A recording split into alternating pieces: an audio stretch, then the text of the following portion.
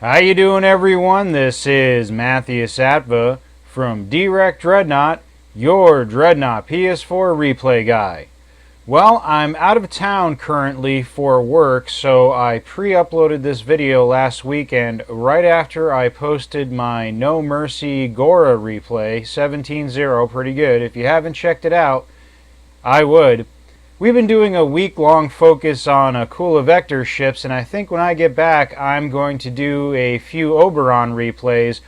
But in the meantime, I thought I'd give you guys this quick little video with my thoughts on the market and how it relates to Dreadnought, and maybe how Dreadnought could do a little better financially. When I get back from my work trip, I do plan on finishing and posting the next two episodes of my How to Beat the Best series with how to join the best and how to survive the best. But right now, let's jump into the market. The first thing I have to say by looking at the featured items is that they're very old. These are all winter, Christmassy type of items, or New Year's maybe. And it's not where we want to be. I understand there's going to be a little limited research and development, but come on guys, we got to have something new.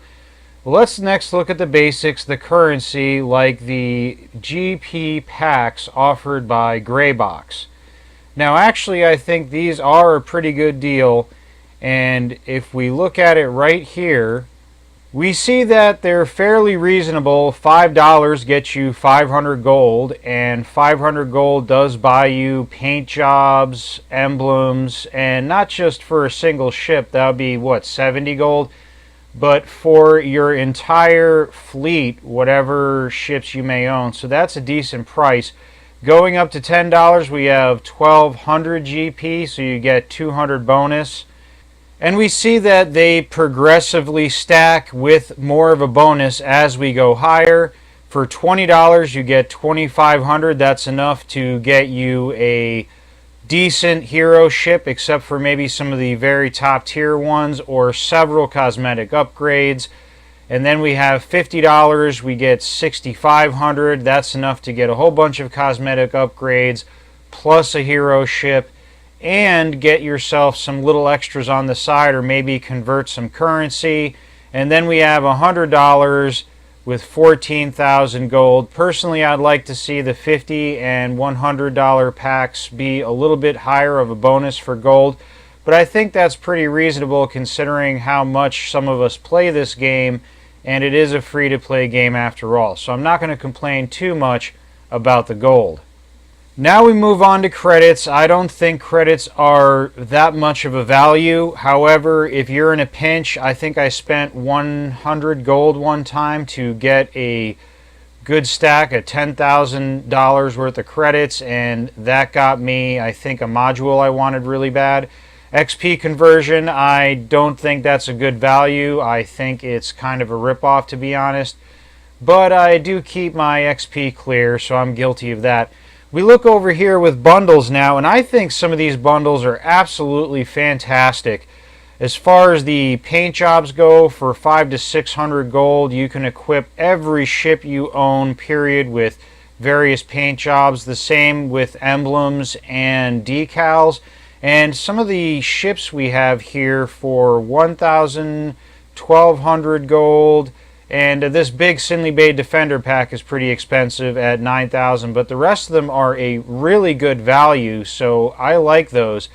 Checking out elite status, okay, so the whole model of Dreadnought is to get a certain amount of people to get elite status every month to make the game profitable, and I think that's not really a good model. Let's look over here with the hero ships. I think this is where the money is to be made in some instances. For instance, if I max out all the ships in the game that I have, I'm really not going to subscribe to getting elite status. So what else can I purchase in the game if I'm a veteran player? And I'm looking at some of these hero ships, and some of them are a good value, other ones are not. And especially the Otis is a big problem of mine. There's nothing special with the Otis. It's a tier 4 Oberon Corvette. and it's 2,500, and you don't even get a new ship skin. You only get a portion of a ship skin. The same with the Silesia and some of the other ships. I think it'd be better if they offered components of hero ships. For instance, the Phoenix skin or some of the other skins like the Naga for maybe half off and not include the actual ship and modules. Because let's face it, after a couple of weeks, you can get yourself a ship much better than the hero ship. And sure, some of them offer some officer briefings, but you can get those on your own as well. So I think they should take out some of the paint jobs, some of the emblems, and of course the skins from these hero ships and offer them for between 500 and 1,500 gold. And while we're at it, let's get some of those completed retrofit skins in the market. I believe they were already done. There were supposed to be 5 or 6 of them, and they're not available yet. And I think that's where the money is. The price for Captain personalization, I think, is really good. As far as I know, many of these items sell like hotcakes, and I think that's the way that this game needs to go as far as ships, to sell individual items and bundles instead of having to buy expensive hero ships that really don't offer that much.